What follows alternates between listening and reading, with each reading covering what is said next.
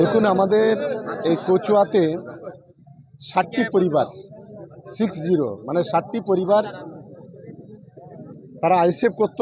তারা মমতা বন্দ্যোপাধ্যায়ের উন্নয়নে সামিল হওয়ার জন্য আজকে তারা তৃণমূল কংগ্রেসে যোগদান করলো। আমরা আমাদের দলের পক্ষ থেকে, আমাদের দলনেত্রী মমতা বন্দ্যোপাধ্যায়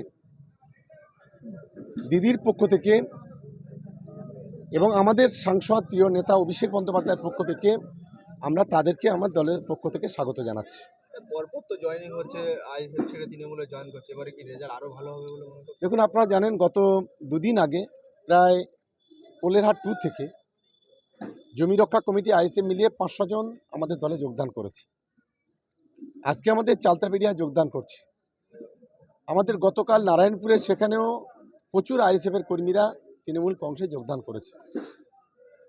ভাঙল জুড়ে আইএসএফের মুসল পর্ব শুরু হয়েছে, কারণ ভাঙড়ের শুভবুদ্ধি সম্পন্ন মানুষ বুঝতে পেরেছে আইএসএফকে ভোট দিয়ে ভাঙড়ের কখনো উন্নয়ন হবে না, আর আইএসএফকে ভোট দিয়ে ভাঙড়ের শান্তি ফিরবে না। কারণ যে বিধায়ক তার নিজের এলাকায়, নিজের অঞ্চলে, নিজের বুথে জিততে পারে না, তাকে ভোট দিয়ে কোনো লাভ নেই। আর গত 4 বছরে কোনো উন্নয়ন, এক ফুটও রাস্তা এখানে হয়নি, পানীয় জলের ব্যবস্থা হয়নি। যার কারণে মানুষ স্বতঃস্ফূর্তভাবে মমতাদির উন্নয়নে সামিল হওয়ার জন্য আজকে দলে দলে যোগদান করছে। আমাদের দলের পক্ষ থেকে, ভাঙড় বিধানসভার পক্ষ থেকে আমরা সকলকে স্বাগত জানাচ্ছি এবং আগামী দিনে খুব ভালো রেজাল্ট ভাঙড়ে হবে, এটা আমরা আশা করি।